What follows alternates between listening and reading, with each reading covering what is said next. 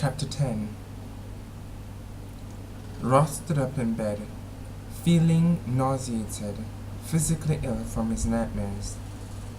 He'd been lashed by the usual dreams of her gloating at the gravestone, then the Roman stroking himself as she slowly dragged her skirt up her thighs.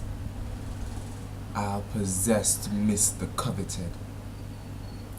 But details of the memories became more evident each time, and this time he'd heard Mist's amused thoughts at his words. "No one possesses me, but in their fantasies, I'll kill you as easily as kiss you. And I'll be yours, only yours," she would purr, though she detested him. Now, he'd seen something new, a different, more recent memory. Miss was smoothing on Hose, her foot daintily placed on the bed as she made a decision to trick him, to act as though she'd been capitulated easily in order to get her chain back. Play at love, acted surrender.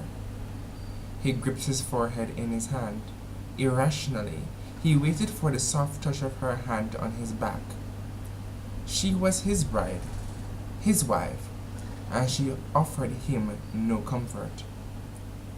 Even had she truly had the urge, she couldn't, since he was still securely commanding her to sleep throughout the day, so she wouldn't run away from him and leave him in torment again. Kill you as easily as kiss you. He'd thought they'd have a place to start from, to move forward from, but he'd been fooled by her beauty and abandon. She'd seduced him, made sure he'd caught her working her body that same night, knowing he would lose his mind at first sight. He was as much a fool as a Roman, bestowed with a fantasy that didn't exist. At least that long-dead Roman had suffered no delusions that she could share for him. He'd known that she was incapable of feeling and had wanted possession only. Roth had been falling for a fantasy, one that easily manipulated him. She desired her freedom, and she would use whatever means she had available to get it, leaving him as soon as she'd succeed. Fool. When Mist woke, she bore down into the covers, feeling relaxed and content to her toes. Today was D-Day, delivery day for the chain, and the end of the demo that she realized had resulted in a sale. She snuggled into the pillow, loving his scent, and considered her new feelings. She'd feared her life as she'd known it had ended the minute he'd vowed to give her the chain back. It was a leap of faith on his part, and she'd responded to it. Responded in kind. It was a bit ironic, though, that she'd smugly planned to pluck him only to get snared in her own mechanisms. She'd lasted only a few days playing easy till she went easy, her female femme fatale plans culminated in Sunfarious leap into his arms. She grinned into the pillow. She'd take back her chain, but only because it looked so damned sassy on her. When she rose and stretched, she found him watching her. Her grin widened, but he didn't return her smile, just glanced at her bare breasts and snapped, "Put some clothes on." She drew back her head, frowning. "Are you angry with me?" She was usually brusque. Brusque.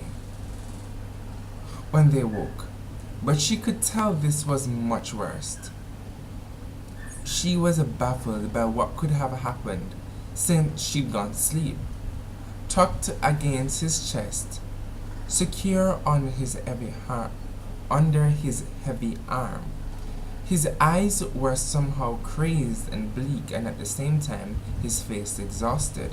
Alarm began to build inside of her. We have a lot to discuss tonight. He tossed her a robe. Put it on and sit here. She had no choice but to comply. He traced away and was back seconds later, holding the chain fist in his whitened grip. Tonight, we're going to make some adjustments between us, or more accurately, in you. Her eyes widened. Roth, what are you doing? She asked. You vowed to give it back today. A woman like you should understand broken vows. What are you talking about? How can you do this to me? How can you do this to me now? The evening she decided to stay. His face was crueler than she'd ever seen it. You mean after the last 2 weeks? Just because you wanted to be fucked and I complied doesn't mean I won't treat you as you deserve. She put the back of her hand to her face, as if she'd been struck. He didn't say treat you as a whore. Didn't call her that, but somehow he made her feel like he had said that. As I deserve. He grasped her arm, squeezing it hard. I can't live like this, Mist. With this. At her confused expression, he said, I've seen your past. I know what you are and what you can do. What I was? Her frown deepened. She hadn't lived her life perfectly. There'd been missteps and misjudgments, but she'd done little to be ashamed of. Was it killing too much for him to handle? He'd been a freaking warlord. If you find me lacking, know that I regret very few of my actions over my long life, Roth. That seems to enrage him. No? What they were playing at love and acting at surrender. Roth, that was silence! He kissed her roughly, harshly, though she struggled against him before he pulled back. I've realized you're heartless. His eyes appeared tormented, his entire body tight with tension. But what if I can just order you to be kinder? Then, made you forget all the men that came before me? Made you forget all of that? Forget your vicious sisters who kill with no remorse? She gasped, her eyes watering, but she couldn't speak after his command. He had her silenced, her hands clenched. She'd never wanted to scream more in her life, and yet her lips parted silently in shock when he said, I believe I'll just order you to want me so fiercely that you can't think of anyone or anything else. A voice interrupted from downstairs. General Roth, you need it at Oblanc immediately. What? He bellowed. She felt his eyes on her as she staggered to the window seat. Tears began to fall. She curled up, leaning her forward against the glass. Your brothers have been badly injured, sir. He pointed at her. Stay here, he bit out and then disappeared. She heard him downstairs, locking away her freedom again. Then he was gone once more. Stay here?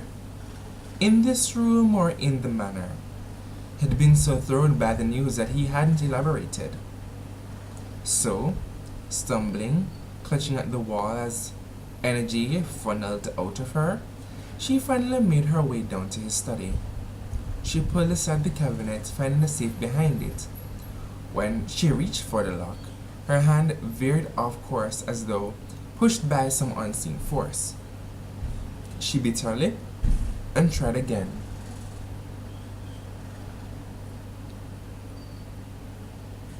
Fighting to simply brush the metal. Commanded not to touch it, just like he would command her to forget who she was. That she even had a family. Lightning cracked outside in the time with a sob. He'd been about to do it. It was true then. Vampires couldn't be trusted. He'd seemed out of his mind with rage. Why had she gone against all she'd ever learned to be with him? The years had been weighing on her, and she'd been overwhelmed by the yearning to simply just lean on someone. Just for a while. To have a partner to watch her back and hold her when she needed it.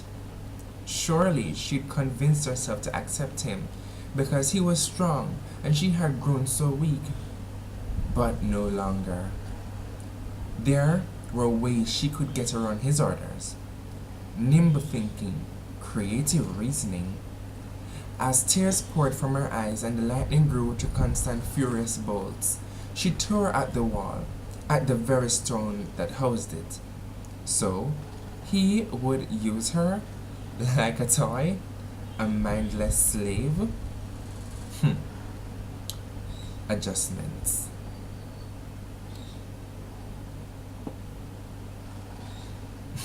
Toy, bait, whore. Just because you want to be fucked, he sneered.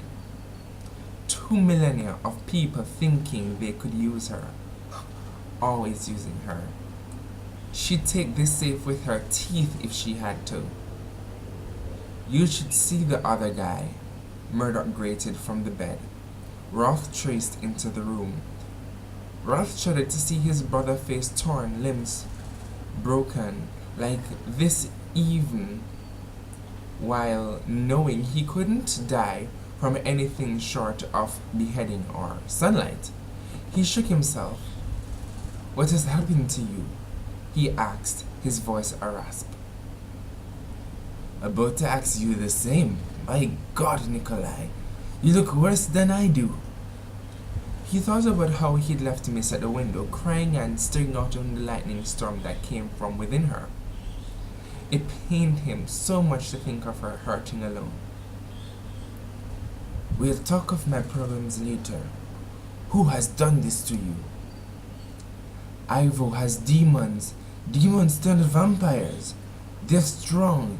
You can't imagine it. He's looking for someone, Roth. But I don't think it's your bride. They mentioned something about a halfling. How many? There were 3 in his party. Other vampires as well. We took down 2 of the demons, but 1 remains. He glanced behind him. Where is your bride? After hesitation, he explained everything, seeking the same unburdening he felt when he spoke with Mist. His brother's expression grew stark. Long moments of silence passed before he said indiscreetly, Roth, you took away all of her free will. The free will of a creature that has had it for 2,000 years. A good wager says she's going to want it back. No, you don't understand, Nikolai. She's colossus, incapable of love. It eats at me. Her deception. It's because it's the only thing that makes sense. More to himself, he muttered. Why else would she want me? Murdoch weakly grabbed Roth's wrist. For all these years I've seen you continuously choose the best, most rational course, even if it's the most difficult. I've been proud to follow you as a leader because you've acted with courage and always with rationality. I never thought I would have to inform you, brother, that your reason and judgment have failed you. Nikolai, if she's as bad as you say, then you have to, I don't know, just help her to change. But you can't order this. Get back to her. Explain your fears to her. I don't think I can. You saw her, Murdoch. Why? But would she so quickly acquiesce? Sorry, that word is acquiesce.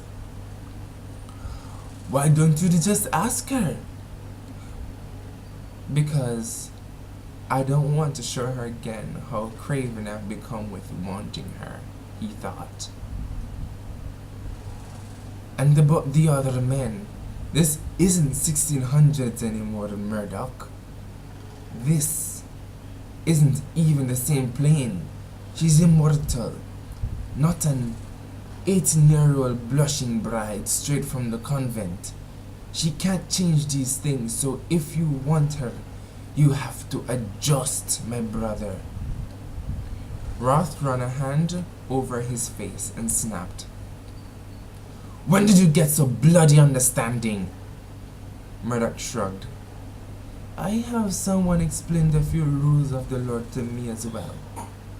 And I've learned we can't apply the human expectations to be within it.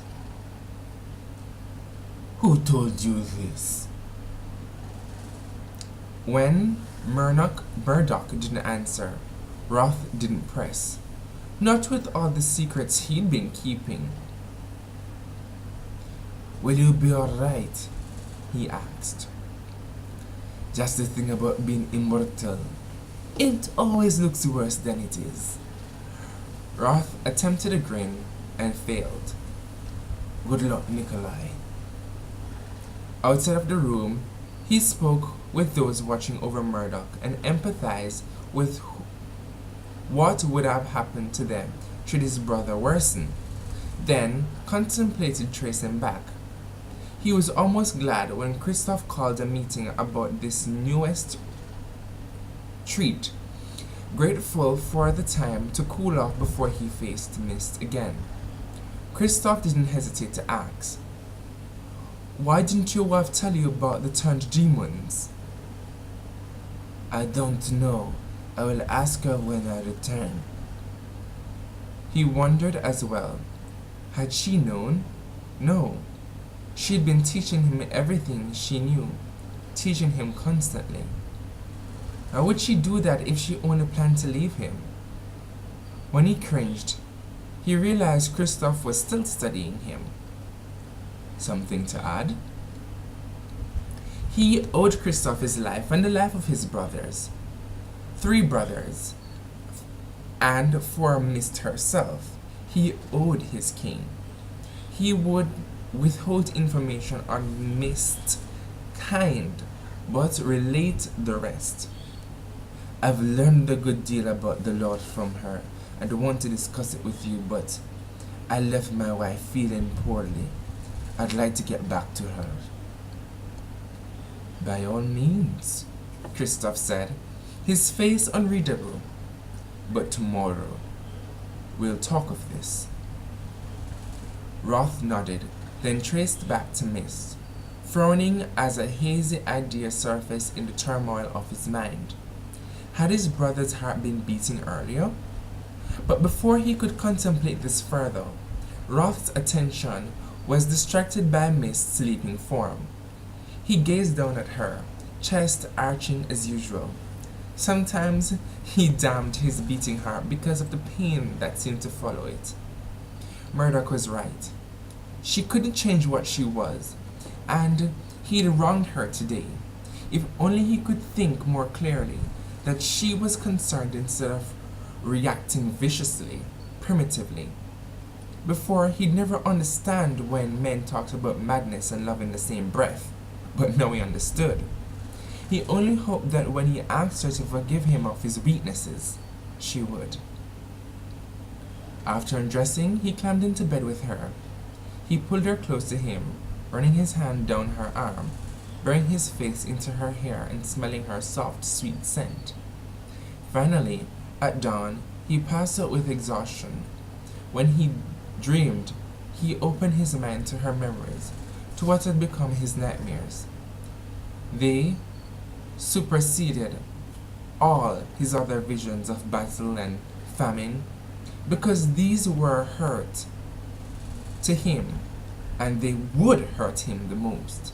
To see her in a sordid light, he thought to himself, punish yourself, wrath. See them all.